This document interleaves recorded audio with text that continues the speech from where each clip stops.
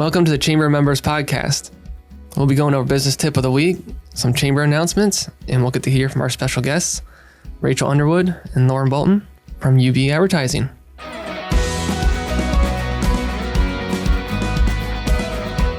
First, a shout out to Floor Coverings International for sponsoring this week's episode.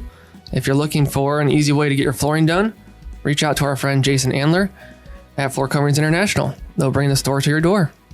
Up next is our business tip of the week, brought to you by SBS Consulting Systems. Hi, everyone. This is Sean Hetrick, SBS Consulting Systems. Today's business tip of the week, we're going to talk about days sales outstanding. And what this is a ratio that you can calculate for your customers to determine from date of invoice to date that you're paid, so you can figure out cash flow and when you expect those payments to come in. We can track these in a couple different ways. You can look at all of your customers and figure out what the average date is. You can look at your monthly customers, and you can also look at it by services so that you can know that if I provide this particular service, on average, I get paid about this many days. And what that does is that allows you to then know when your cash flow is going to come in and strategically plan going forward how to work and how to move based on those cash flow incomings. SBS Consulting Systems develops systems to report on this. So if you need help with this, just give us a call and we can help you out. Thank you. Lauren, Rachel, welcome to the show. Thank you. Welcome. Thanks for coming on. No problem.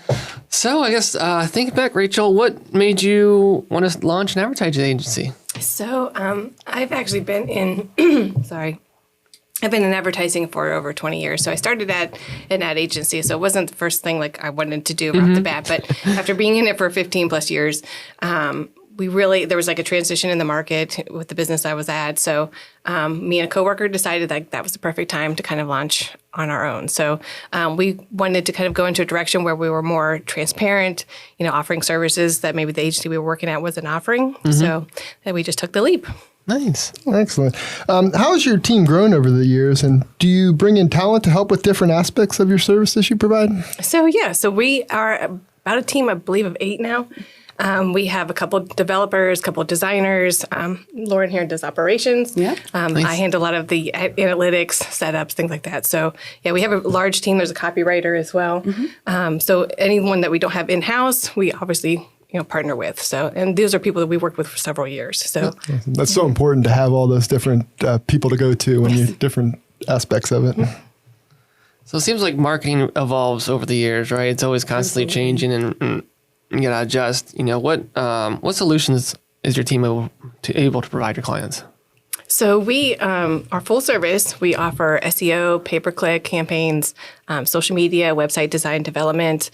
So we really try to look at the whole data aspect of it, though, as well. So we look at the foundation setup, your analytics, all that tracking stuff in place first, the strategy behind it, and then choosing where do you go from here. So that's our main focus. That is our main focus. And you said what's developed over the years. Well, GA4 has just come into place this year in July, actually last month. So we're keeping up with the times, transitioning our clients over from the Google Universal Analytics to now the GA4. Okay. So that's been quite a process, trying to do that, doing that, and getting all that tracking in place for our clients, because like Rachel said, that data is so important. So what's the big deal with transitioning? Why transition? So to the GA4? Yeah. So what it is Google Analytics has been, around for a very long time. So if anyone doesn't understand what that is, it's just really Google can help you let you know on your website, like who's coming to your website, where they're coming from, what they're doing on your website. So then you can kind of make decisions from there.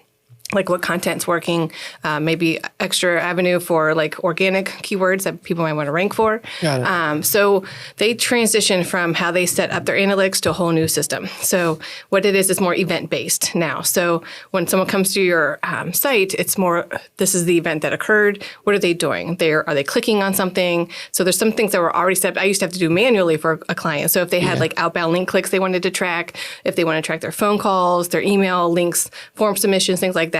A lot of that is already kind of like a default setting now, but you still have to tailor it to what you want to track and to your website. So it is completely different setup. Like the whole dashboard, the whole interface is really completely different. So it's not just setting it up for that, but also then educating clients on what they're now looking at because it's not the same. So It's so crucial to have someone that has that knowledge, though, because otherwise you're out there just trying to figure out how it goes, and it takes so long. And those years of experience are just so crucial. It's true, right? Yeah.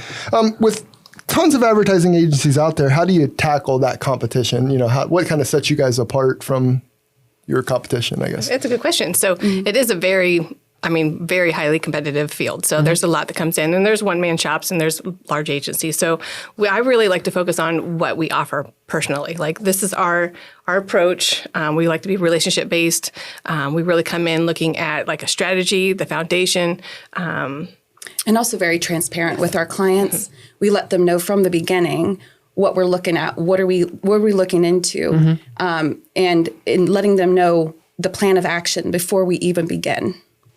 Yeah, I'm not there just to tell you be on social media. That's everyone says that, but I think what our approach would be is like we want to fit you in the avenue that's best for you and for your budget and where your target audience is. Not just selling you a channel just to sell you a channel. Yeah. So. Right. Awesome. So do you have any like niches or industries that you particularly enjoy working in? I think every one of our clients are pretty unique. So I don't know if there's a particular industry niche. No, we don't have a niche. We actually work with a variety of different clients, like different sizes, some local, some national. Yep. I would say the ones we enjoy working with are the ones that are also passionate about the marketing and the ones that are interested in knowing how what we are doing for them is impacting their business. Nice. What type of clients do you feel bring the most value to you? Startups, established companies, ones that are growing? The ones I feel that have brought the most value to us are the ones that have worked with other marketing agencies and they sort of have that relationship with them and they go, you know what, it's kind of not working out and we don't know why. Can you help us find the solution here? And so what we do is, well, yeah, sure, let us have a look. And then we have a look. We spend time researching that service or that product. We do a lot of behind the scenes discussions. There's a lot of research before we even sit down with that person across the table. There's a lot of behind the scenes research that we do. Just somebody that we can help that maybe has not had that greatest relationship with their marketing agency before. But we also help those who maybe are ready for that next step to work with an agency, maybe haven't before. They know they're ready to grow. So we can kind of, get them acclimated to what to expect. And many times, like, it blows their mind, all the different things that we can offer that they wouldn't even realize. So I like to educate a lot too. So I like to kind of teach them, like, hey, this is why we're doing it. This is the reason behind it. This is what the value is to your company. So yeah, I know we've talked some before with a couple different companies. It's like, oh, I didn't know you could do that, or kind of that's the price range for A, B, and C. So you can Google anything, but to understand it is, it's easier to just talk to an expert like you guys. For sure. So I know you guys, your office is located in Canton, but we met over Zoom a couple of times. So I'm assuming you can kind of meet clients anywhere, right? Yes. Across the country, like you can service anyone. That's true. Yes. So we are located in the Glass Tower in Belden Village. So it's a great location for everybody to kind of come to no matter where you're at in the local area. Nice. But we do meet with clients over Zoom and we have monthly meetings with them. And that's not a problem. Obviously, they get our analytical report dashboard that's available 24/7. They can see that in advance anytime that they want to see that. And we can meet and discuss about that over Zoom at any time. Nice. Have you had any clients that have had unusual requests or something that was outside of the norm, I guess? Well, I think the first thing I think it was not necessarily an unusual request, but maybe unusual product. So we've had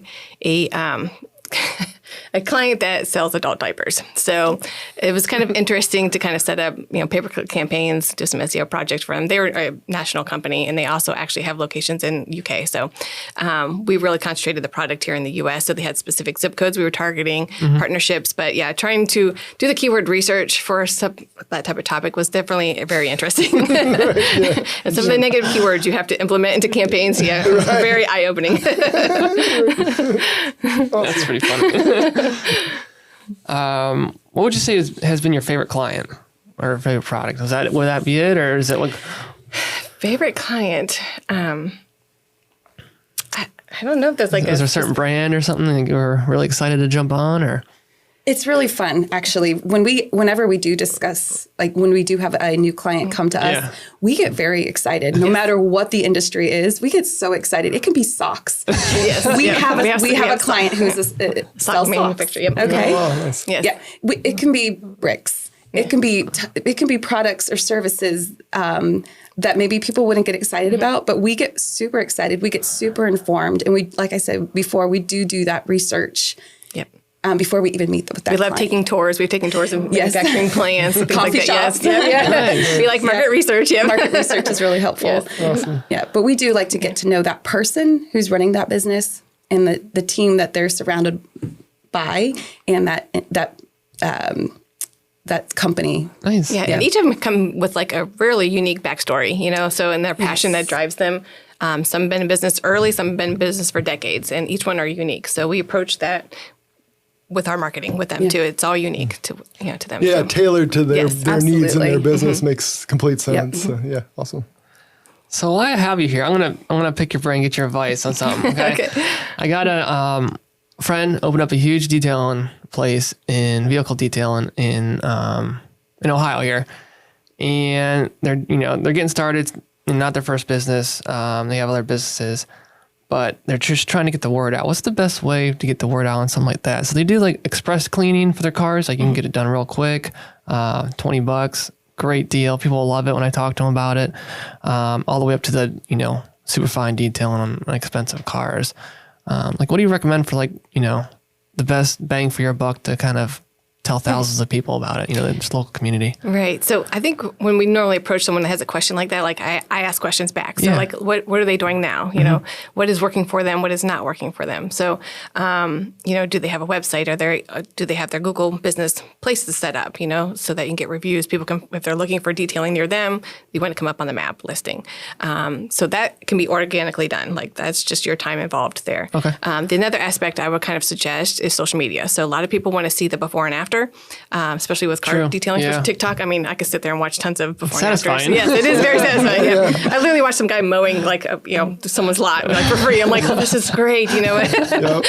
So the same thing, they like to see before and after. So whether you're creating those videos, sharing them on the different platforms where your customers are at. So, I mean, you don't have to be everywhere all the time, but you can go where you're comfortable with on whatever platforms you are. Just be consistent with what you're doing. And then like with social media, you can always do boosted posts. You can do ads targeting specific, audience levels. So their demographics, their locations. Okay. And you can just set the budget that works. So especially on Facebook and Instagram, those are pretty easy ones for people to set up to do ads. You can just set a budget and let it go. So I would kind of recommend, you can start as low as, we've done a lot of campaigns. I wouldn't really go, depending on how big of a geographic area, at like $300 plus an ad spend per month. You can kind of start there and just tweak from there, see what works, in those locales. Any other recommendations that we can think of offhand? Again, kind of go down to the basics, down to the foundation of, like Rachel said, what do they have now? Do they have a website that's working for them? Maybe it's just a one-page website, but yet those kind of tweaks on the website needs to happen first. Okay. There's kind of, not little point, but it's better to have somewhere to drive that lead to. Traffic. And the people are always going to look at a website to kind of judge whether that car wash or that detailer is for them before they even go there. And on that landing page, you can have, a section where they just can book you right from there. So you can kind of direct them to there. So I would have be strategic about what you're putting on there. It is a detailing, so I don't know if what kind of clientele they bring, but you can reach out on even LinkedIn. There's business professionals on there. So, there's different things they just go and try out and post. So, and those are things we can kind of help with as well. So if they have any questions, we're here. So, Okay. So you guys can set up those keywords in those websites and Yes, stuff absolutely. like that. Do you guys do social media managing? Do you guys help with content Yes. creation and yep, putting absolutely. those out All the on a creative, schedule? selecting Okay. the best approach, everything. That takes a lot of time, right? does, Especially if you're doing it yes. yourself. It's like I do it for mine, and it's like it's hard to be consistent, right? Yes. Yeah. And consistency is key, Yeah. Yes. actually. Yeah. Whether you do it every day or you do it a couple times a week, but that consistency is key. Yeah. So your audience knows to expect that next article or blog or post from you. Nice. Yeah. So we're always looking to support and promote each other within the chamber. Do you guys have any shout outs you'd like to give for other chamber members? Yeah, I mean, I would like to shout out to the chamber staff. I mean, first and foremost, Molly, Ashley, Stephen Meeks, they're all very supportive. All the chamber members are very supportive. Molly's, first and foremost, I see her often. She's really an advocate for chamber members, so I appreciate that as well. Ellen Mann with marketing, Mann Marketing, she helps with promotions. Sam Shaheen with Remax. I mean, he's been a real good advocate pushing us. I've gotten to the ambassador program because of Sam, so Nice. it was really nice kind of step my toes into that and kind of give a little encouragement. So those are appreciative. And Pamela Simpson with Aflac Yes, has always yeah. just been so welcoming and always introduces people to me and me to other new members. She's always been a very good support of UB advertising. Nice. Yeah, she's easy to talk to. I had a coffee with her a couple months ago, actually. That was nice. So I guess up next is our chamber announcements. If you're looking to get connected to a great network with small businesses, go visit the cantonchamber.org. You're going to see all their upcoming events they have going on, like the Business After Hours, Quick Connects. There's Vintage Canton coming up, so they do stuff, within the community that everybody can enjoy too. And it's just been very beneficial to get connected to other professionals and see what's going on. And, you draw business connections and ideas from them. So, get connected. So that's a wrap for our show. Don't miss episode 13 next week. We'll be chatting with Stacy from That Plumber. You have a great day. We'll catch you soon. Bye.